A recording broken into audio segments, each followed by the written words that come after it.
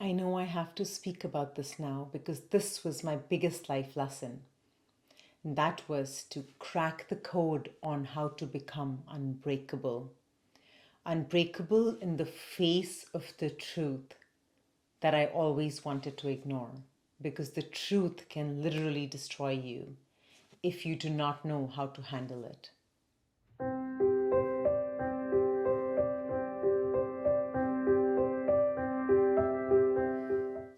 Namaste and welcome to my channel. My name is Bhavna and I have spent the last 6 years transforming my life. My education and work experience really had nothing to do with my personal transformation, except that the impact of my past was something that I had to undo from my cellular memory. That is what personal transformation is all about. In my work as a personal transformation coach and speaker, I help individuals and organizations understand how to achieve that state of unbreakable. Living in a made up reality is easy because the mind will assist you with maintaining those beliefs that have helped you survive through all your wounded states. But to live in a reality of truth is quite hard because first we have to go through the process of undoing ourselves before we can start to generate the reality that we actually want to live in. To undo ourselves, we need to look at the patterns and designs that run our lives. Then we need to understand how to remove them. And that's when the work really begins. Basically, what you have to do is break away from the old consciousness, the belief structures that might have helped you at some point in your life, but aren't really helping you live your most optimal life anymore. So let's dive deeper into understanding why you feel broken today in the first place. The simple answer is that you feel broken when you fail to meet your own expectations. You might not even be aware of the expectations that you have of yourself. And I'm not talking about career goals or running that marathon. I'm talking about your one true expectation, and that is to feel whole again, to feel unbroken, to feel like a complete being. The only reason you achieve success or learn from your failure and get back on your feet is that you want to experience your brilliance. And this is why understanding the underlying reasons for you not reaching your one true expectation is highly important. I can tell you that the only reason you do not meet your own expectations is that the underlying patterns that you are running won't allow you to. And I have explained patterns in the past, but let me give you one more example relevant for this video. Let's say you run a pattern of always feeling like a victim. I can guarantee you that your career aspirations might even victimize you. Even if you achieve your short-term goals, they will not put a dent on how you really feel about yourself. Even if you compete in that marathon in record time, you will only gain short-term happiness. And you will have to keep running those marathons to feel those micro doses of feeling good about yourself. You will have to keep achieving your career goals to feel amazing. It will always be something on the outside of you to help you make you feel good inside. And over time, you will expect to feel like a victim. Constantly running the same pattern will create a belief system in you, and that is what creates those subconscious expectations that you might not be aware of. But I will tell you this, your expectations are creating your current reality. So it's important that you understand what you are truly expecting from a situation, and that will help you understand the pattern that is creating that expectation. In my previous life, I was always disappointed with people, life situations, because that's what I expected subconsciously. On the face of it, I was always putting my best foot forward. But sooner or later, something or someone would end up disappointing me. Have you noticed that about some people? They might have it all, but yet are always complaining or unhappy. Once I removed that underlying pattern that was making me expect disappointment from every single situation, I was also able to let go of the expectations related to that pattern. And once I released that underlying life design, I started to open my eyes to brand new possibilities that did not end up disappointing me. In fact, before something enters our reality, it has already been created in the ethers through our expectations. But when our life designs are working against what we consciously want, it's almost impossible to achieve our true desires. Your environment or the reality that you have embraced is a true representation of all the life designs that you run. And your subconscious expectations are in complete alignment with those designs. When you run patterns that do not serve your true desires and you constantly end up not receiving what you want out of life, this causes people to break emotionally, physically, and spiritually. And then when you try to practice daily affirmations or practice the law of attraction, those practices do not create long-lasting results. Because the words that you repeat daily or the visualization practice that you have is in direct opposition to your underlying life designs. So once you understand that most people can't control their subconscious expectations, you will start to look deeper into why those expectations were created in the first place. And you will understand how you can become unbreakable again.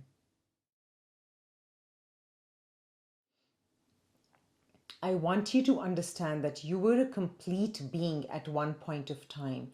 There is a timeline somewhere in which you are formed as a whole person. You are born from that wholeness. Even if your life is completely broken right now, you can go back to becoming whole again.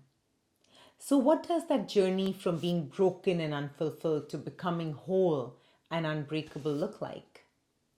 In my personal experience, it's as easy or difficult as you want it to be. Sure, there will be challenges, but sooner you start asking the right questions of yourself, the sooner you will be able to create a brand new reality in which you feel complete, in which you have found your purpose. To become unbreakable, you have to see the truth of what is and what can be. You have to see the distance between where you are today and where you want to be. I am not talking about superficial goals here. I am talking about the extent of distortions that you have within that is creating chaos in your life.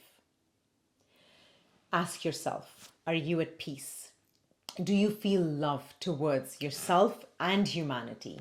Do you work so you can pay your bills, or do you work so you can understand your brilliance?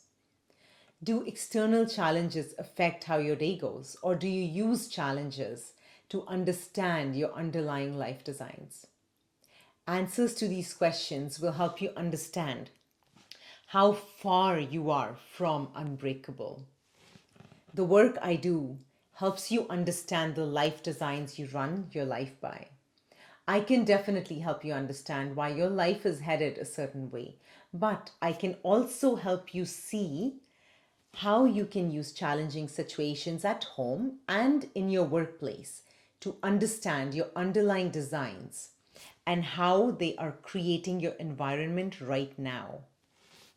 And especially if you are a parent or in a leadership role, it is important that you understand the lens that you see life through without taking on the burdens from those around you. Let's first delve deeper into how you can create a cohesive and harmonious environment at home.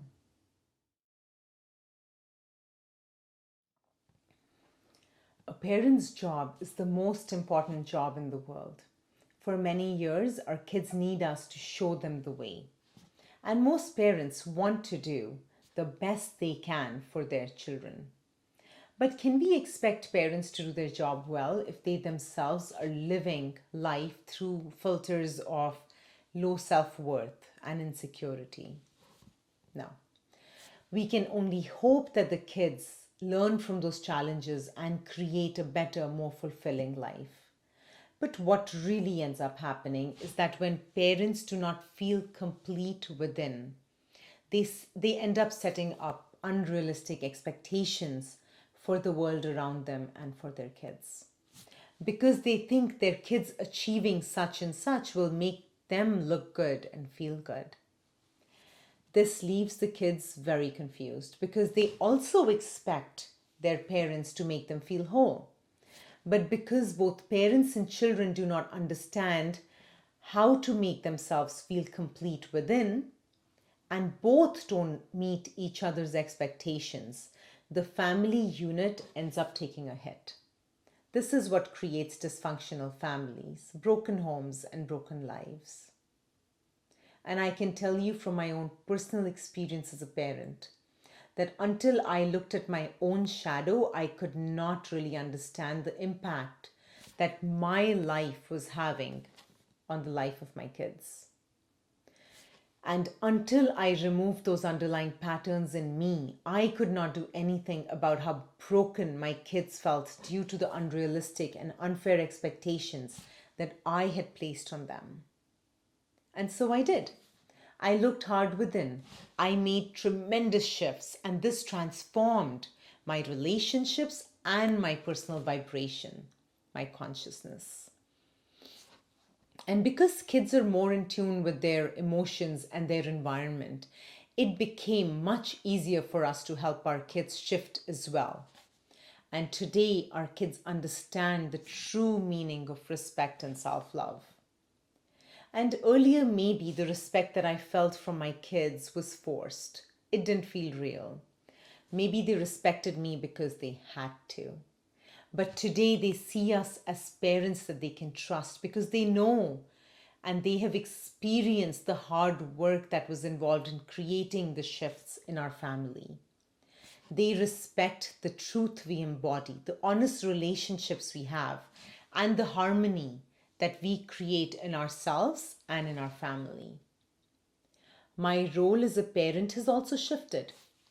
I don't find solutions for my kids. Instead, I help them understand the consciousness that created the problem that they're facing or the patterns that they might be running that manifested the problem.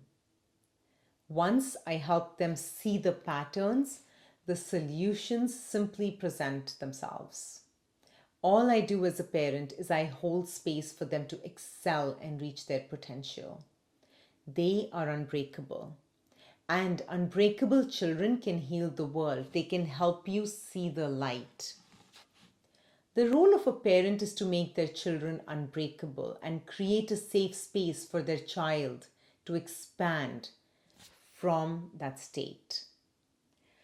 It takes work. You have to do the work first for yourself, and then your kids will simply copy the designs of self-love. But if you do not do the work on yourself first, your kids will copy your brokenness. For example, when I was sick and in pain all the time, my kids started to take care of me. That just broke my heart because a 6-year-old is not supposed to be a support person. A 6-year-old is supposed to discover the beauty of the life that is around them. But when I noticed my little babies had stopped asking me if I would play with them, I knew I had to do something to gain back my health and beat the autoimmune disease. As parents, it's our job to decide what kind of legacy we want to leave behind. One where our kids have all the material ease but feel broken within. Or one where they're so complete that our material success or lack thereof does not affect how they feel about themselves. And when we speak about legacy, we start to think about the impact we leave in our communities and even in our workplaces. because the world we leave behind is the one that our kids will inherit. How we show up at home is as important as how we show up at work. So let's talk about the opportunity for developing self-awareness at work. After all, we spend 1/3 of our lives at work. I have found that many people have at least two separate identities, one for home and one for work. We tend to embody our true selves at home and hide ourselves, our authentic selves at work, mostly due to fear of judgment. Creating a separate identity for work so you can feel safe only creates further distortions for you. And then you have to work extra hard to define who you really are. But of course, embracing who you are at work also causes others to feel triggered. And that's the whole dilemma facing organizations and employees today. The reason companies are constantly trying to find new ways of innovation is because they do not understand how to take advantage of the already existing human potential, because they do not know how to help their employees blossom into better versions of themselves. You will find many people will be hired for how smart they are, but then placed into a box and told what to do and how to do it and where to do it. Micromanagement is something that I have dealt with, and it leaves the employee feeling underconfident, if not anxious. Micromanagement of employees stems from the underlying patterns that managers run, patterns of lack, abuse, and even control. Workplace anxiety and burnout result in massive healthcare spending, but because burnout is seen as a personal problem, an individual problem, workplaces refuse to understand the true cause of burnout and are in no position to prevent it from happening. Organizations can play a pivotal role when it comes to human capital optimization, but instead they choose to focus on human capital management. Managing people, managing grown adults, in my view, will never get you the results that you desire. Instead, teaching people how to optimize their own potential will not only create fulfilling work environments, but will also result in low employee turnover and decrease healthcare spending. You might think the answer is professional growth. However, I can tell you that less employees will leave your organization if you combine personal and professional growth in your company's human capital strategy. Instead of helping your employees become the best IT professional, or the best project manager, or the best data scientist, what if you help them become the best version of themselves along with the best professional in their field? What if you empowered them to evolve as a human and as an employee? Do you think they would voluntarily leave your organization if you did that? So, what can you as an organization do to not only empower your employees to exceed their own expectations, but also create a culture of innovation that does not box people? Instead, helps them transform their own lives along with the impact of their work. So, I'm going to introduce a brand new concept here. Your organization has a vibration that it resonates at. There is a certain consciousness that all your employees have to adhere to when they come into work every single day. And that is why employees end up creating a separate identity for work. If you as a leader can raise your personal vibration, you can then also affect the vibration that your employees experience when they come into contact with you. To take this concept a bit further and to help you understand why your organization faces certain challenges like employee turnover, Let's take an example. And the example I'm going to use is very relevant. The great resignation that we are witnessing today in our reality. The reason many employees are resigning right now is that their personal vibration is higher than the vibration of the organization they work at. Those employees have stopped benefiting from working in the organizations that they are leaving. The compensation they are offered to stay also resonates at a lower vibration than the vibration that the employee carries. So if your organization resonates at a lower vibration than the collective vibration of the employees, that will negatively affect your bottom line. And I am not just talking about profits and losses here. I am talking about the personal bottom line for all stakeholders, including their personal vibration, which then ends up affecting their relationships, their health, and of course their financials. The level of abundance that they feel in their personal lives. If your sales team is resonating at a low vibration, their performance will reflect that. But if they are resonating at a higher vibration, you will see that the clients will return for more business and employee performance will also increase. Each employee resonates at a personal vibration and their vibration affects the cumulative culture at the company. Imagine if everyone at your company felt a sense of true belonging within themselves. Do you think your organization would even need a team for diversity and inclusion? If everyone at your workplace was self-aware and looked within to see why certain situations were happening to them, do you think you would need policies to monitor people's behavior? Imagine if everyone at your organization resonated at the vibration of love, self-love. Do you think you would experience bureaucracy and politics at work? The answer to all three questions is no, you wouldn't. Leaders need to understand that the personal vibration of the people they are leading, because without understanding that, they will fail to create a positive impact in their teams.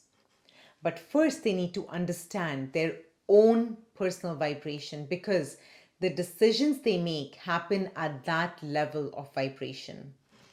I am talking about your individual vibrational resonance. For example, if you run patterns of abuse, your presence will end up abusing people. You won't understand why you aren't respected. If you run patterns of addiction, your work might become an addiction for you and end up abusing people in ways you might not even realize. And if you run patterns of lack, your work will only create lack in your environment.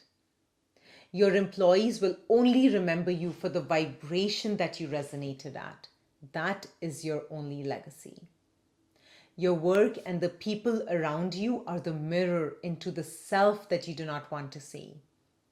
But you really can't avoid this mirror at home, with your kids, or your colleagues and clients at work. So the only question you need to ask yourself is this: are you using every single challenge in your life to understand your underlying life designs? Or are you using daily challenges as a means to feel worse about your life? I have to tell you this. Absolutely any and every situation that you encounter at home, with your family, or at work with your colleagues, you can use any situation to understand why your life is the way it is.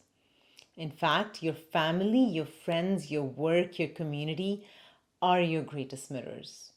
Learn to appreciate those mirrors because they show you who you are and how far you are from your optimal, your most brilliant self. And once you understand that the opportunity for personal growth is all around you, all you need to do is make a decision to change, to transform your life.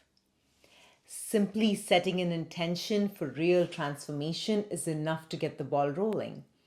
And then by using self-awareness techniques, you can take active, conscious steps to undo the designs that created your life. In my next video, I will talk about personal growth and how families and work environments can use personal growth strategies to empower both children and employees to reach their full potential. I hope you enjoyed this video and make sure you subscribe to know when I upload my next. Bye.